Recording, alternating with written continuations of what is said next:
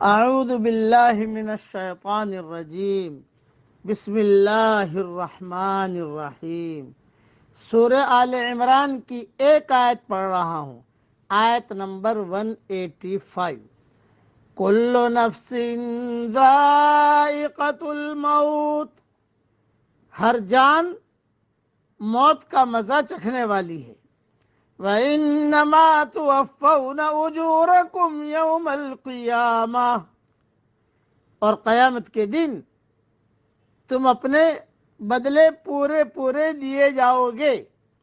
فَمَنْ زُحْزِحَ عَنِ النَّارِ وَأُدْخِلَ الْجَنَّةَ فَقَدْ فَازَ، پس جو شخص آگ سے ہٹا دیا جائے اور جنت میں داخل کر دیا جائے، بے شک وہ کامیاب ہو گیا۔ وَمَا الْحَيَاةُ الدُّنْيَا إِلَّا مَتَاعُ الْغُرُورِ، اور دنیا کی زندگی تو صرف دھوکے کی جنس ہے۔ اس کے مختصر تشریح سن لیجئے۔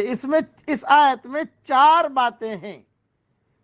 نمبر 1 تو اس اٹل حقیقت کا بیان ہے کہ موت سے کسی کو مفر نہیں، کوئی موت سے بچ نہیں سکتا۔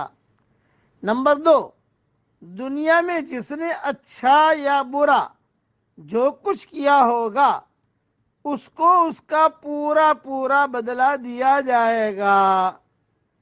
نمبر 3، کامیابی کا معیار بتلایا گیا ہے کہ کامیاب اصل میں وہ ہے جس نے دنیا میں رہ کر اپنے رب کو راضی کر لیا، جس کے نتیجے میں وہ جہنم سے دور اور جنت میں داخل کر دیا گیا۔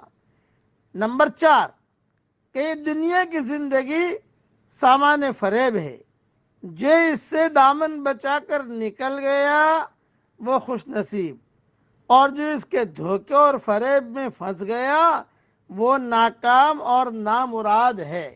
یہ اس آیت کی 4 باتیں میں نے آسان طریقے پر آپ کو سمجھا دی۔ اس لیے اب نصیحت کی بات سن لیجئے۔ موت کا لمحہ امتحان کی مدت ختم ہونے کا لمحہ ہے۔ جب یہ لمحہ آتا ہے تو آدمی جان لیتا ہے کہ ان چیزوں میں سے اس کا کچھ نہ تھا جس کو وہ اپنا سمجھے ہوئے تھا۔ جس مکان کو اس نے بنایا تھا وہ اس سے جدا کر دیا جاتا ہے۔ جس جائیداد کو وہ اپنی چیز سمجھتا تھا وہ اس سے چھین لی جاتی ہے۔ جن آدمیوں کو وہ اپنے آدمی سمجھتا تھا وہ اس سے بچھڑ جاتے ہیں۔ یہ لمحہ ہر آدمی پر آنے والا ہے۔ خوش قسمت ہے وہ جو اس کے آنے سے پہلے اس کو جان لے، جو آنے سے پہلے اس کی تیاری کر لے۔ اللہ تعالی ہم کو تیاری کرنے کی توفیق عطا فرمائے۔ اب نیکی کر لو، یہ نیکی وہاں کام آئے گی۔ پڑھ لیجئے میرے ساتھ۔ سبحان اللہ و بحمدہ عدد خلقہ